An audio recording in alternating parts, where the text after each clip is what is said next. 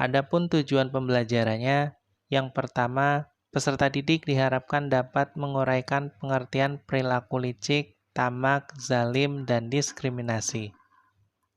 Kedua, peserta didik diharapkan dapat menguraikan sebab-sebab perilaku licik, tamak, zalim, dan diskriminasi. Ketiga, peserta didik diharapkan dapat menguraikan contoh perilaku licik, tamak, zalim, dan diskriminasi.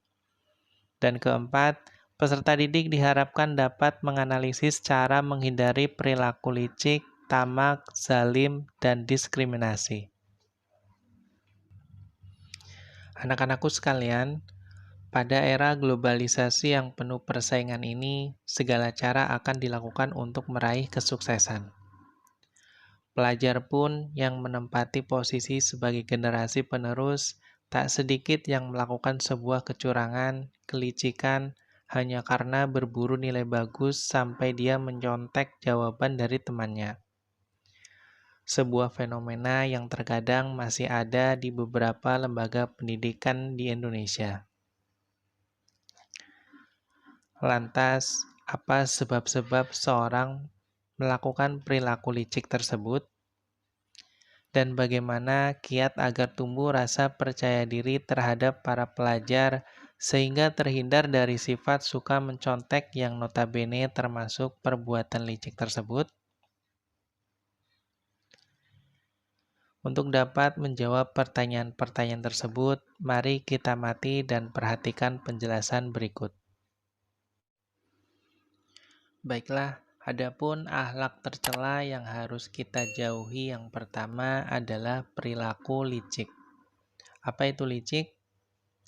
Licik berarti banyak akal yang buruk, pandai menipu, culas, curang, dan licin.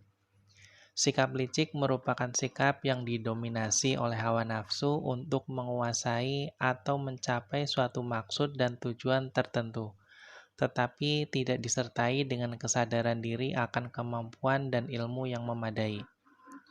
Ia akan menggunakan segala cara yang bisa dipakai, meskipun salah dan sangat merugikan, untuk mengantarkannya pada suatu maksud ataupun tujuan yang dianggapnya menyenangkan baginya.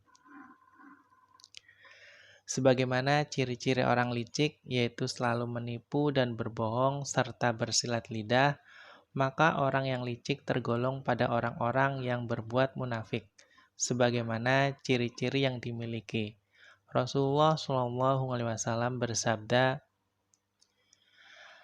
"Ngan Abi Hurairah radhiyallahu anhu anin Nabi sallallahu alaihi wasallam qala Ayatuhal munafiki salasun idza haddasa kadzaba wa idza wa'ada akhlafa wa idza tumina khana rawahul Bukhari. Yang artinya dari Abu Hurairah radhiyallahu an dari Nabi sallallahu alaihi wasallam bersabda, tanda-tanda orang munafik itu ada 3, yaitu apabila ia berkata dusta, apabila ia berjanji mengingkari, dan apabila dipercaya ia berkhianat. Hadis riwayat Bukhari. Ada beberapa sebab orang berperilaku licik. Di antaranya adalah karena lemahnya iman, sedikitnya rasa takut kepada Allah, kurangnya kesadaran bahwa Allah senantiasa mengawasi dan menyaksikan setiap perbuatan sekecil apapun, dan terlalu mencintai dunia sehingga menghalalkan segala cara demi terpenuhinya kebutuhan hidup di dunia. Orang yang licik biasanya hidupnya malas. Mereka ingin memperoleh keuntungan tetapi tidak mau mengeluarkan tenaga dan usaha. Yang mereka tempuh hanya dengan menipu dan memperdaya orang lain.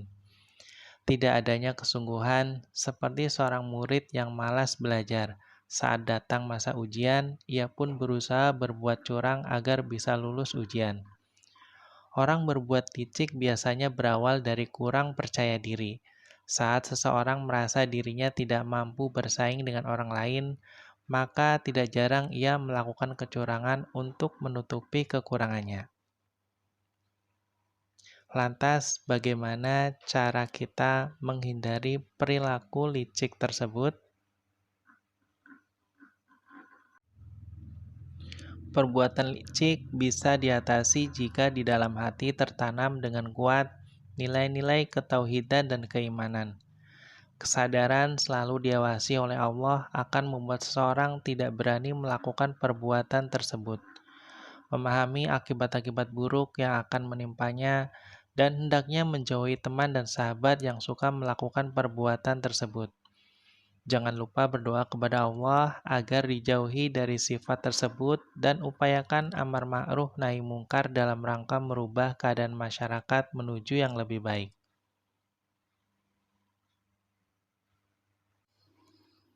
Adapun akhlak tercela berikutnya yang harus kita hindari adalah tamak.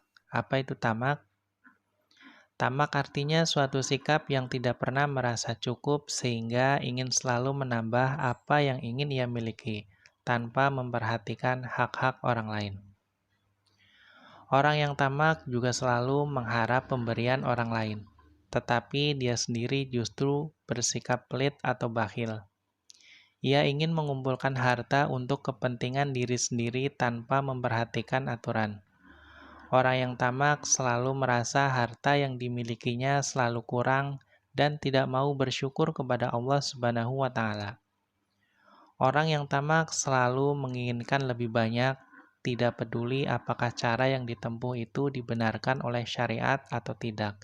Sebagaimana Allah berfirman, A'udzubillahi minasyaitonirrajim, Alhaakumut takatsur hatta zurtumul maqabir, yang artinya bermegah-megahan telah melalaikan kamu sampai kamu masuk ke dalam kubur. Quran Surah At-Takatsur ayat 1 sampai dengan 2. Orang yang berperilaku tamak, dia tidak akan pernah merasa kenyang. Bahkan korupsi pun akan ia lakukan, karena dia tidak memikirkan kehidupan akhirat. Yang dia pikirkan hanyalah kemewahan dunia. Lantas, apa yang menyebabkan seorang berperilaku tamak? Adapun penyebab hati seorang terjangkit penyakit tamak diantaranya adalah tidak bersyukur atas nikmat yang diberikan Allah, kurang memahami arti hidup bermasyarakat yang di dalamnya ia berkewajiban saling menolong, membantu, bukan saling iri hati kepada sesama.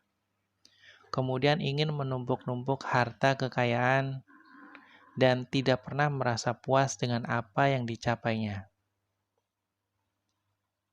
Lantas, bagaimana cara kita menghindari perilaku tamak tersebut? Perilaku tamak dapat kita hindari bila kita mensyukuri nikmat yang telah Allah berikan. Kemudian rajin bekerja untuk memperoleh harta yang halal dan qanaah terhadap apa yang diberikan oleh Allah Subhanahu wa Ta'ala. Adapun akhlak tercela berikutnya yang harus kita hindari adalah zalim atau aniaya. Menurut ajaran Islam, zalim atau aniaya adalah meletakkan sesuatu tidak pada tempatnya atau tidak sesuai dengan ketentuan Allah Subhanahu wa Ta'ala. Zalim adalah perbuatan dosa yang harus ditinggalkan, karena tindakan tersebut dapat merusak kehidupan pribadi, keluarga, dan masyarakat. Allah mengancam mereka yang zalim dengan siksaan yang amat keras dan pedih, sesuai dengan firman-Nya yang artinya, dan peliharalah dirimu daripada siksaan yang tidak khusus menimpa orang-orang yang zalim saja di antara kamu. Dan ketahuilah bahwa Allah amat keras siksaannya. Quran Surah Al-Anfal ayat 25. Orang yang zalim hidupnya mencederai hak-hak orang lain dan juga hak-hak Allah atas makhluknya.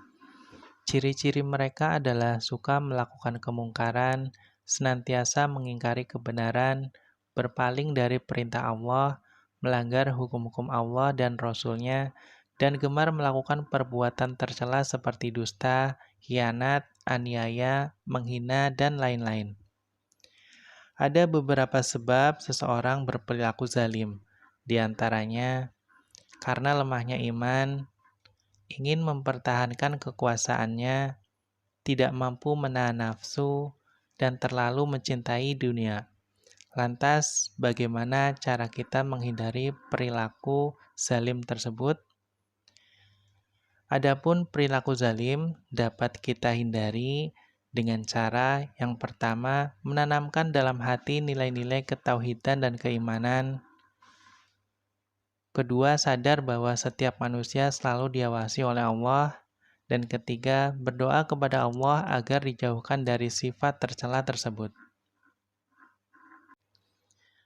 Adapun akhlak tercela berikutnya yang harus kita hindari adalah diskriminasi. Apa itu diskriminasi? Diskriminasi adalah segala perlakuan pembedaan yang didasarkan atas warna kulit, jenis kelamin, golongan, status sosial, dan berbagai perbedaan lainnya. Masih banyak tindakan diskriminasi yang kita saksikan dalam keseharian. Perlakuan berbeda mendatangkan rasa tidak nyaman, bahkan sakit hati bagi orang yang menerimanya. Setiap manusia menginginkan kesempurnaan, akan tetapi tidak semua keinginan manusia terwujud. Islam melarang umatnya berlaku diskriminasi terhadap orang lain hanya karena perbedaan bangsa dan suku, karena hal ini bertentangan dengan fitrah manusia sendiri. Allah berfirman yang artinya, "Hai orang-orang yang beriman, janganlah sekumpulan orang laki-laki merendahkan kumpulan yang lain. Boleh jadi yang ditertawakan itu lebih baik dari mereka. Dan jangan pula sekumpulan perempuan merendahkan kumpulan lainnya. Boleh jadi yang direndahkan itu lebih baik." Quran Surah Al-Hujurat ayat 11. Ada banyak sekali bentuk diskriminasi yang dilakukan di dalam kehidupan bermasyarakat dan bernegara. Hal ini terjadi karena manusia umumnya memiliki kecenderungan untuk membeda-bedakan atau mengelompokkan diri. Perlakuan diskriminasi bisa terjadi di mana saja dan kapan saja. Hal itu disebabkan karena adanya perbedaan karakteristik suku dan ras, adanya perbedaan kelas sosial, adanya perbedaan jenis kelamin, adanya perbedaan agama atau kepercayaan, dan adanya perbedaan pandangan politik. Lantas, bagaimana cara kita menghindari perilaku diskriminasi tersebut? Perilaku diskriminasi dapat kita hindari dengan cara meningkatkan ketakwaan kepada Allah Subhanahu wa Ta'ala. Kemudian bersikap tasamuh atau saling menghormati terhadap orang lain yang berbeda, baik keyakinan ataupun yang lain. Kemudian yang terakhir, tidak suka mengolok-olok orang lain. Baiklah, mudah-mudahan materi hari ini dapat menambah hasanah keilmuan kalian terkait materi menghindari akhlak tercela. Syukron kasiron, semoga bermanfaat. Wassalamualaikum warahmatullahi wabarakatuh.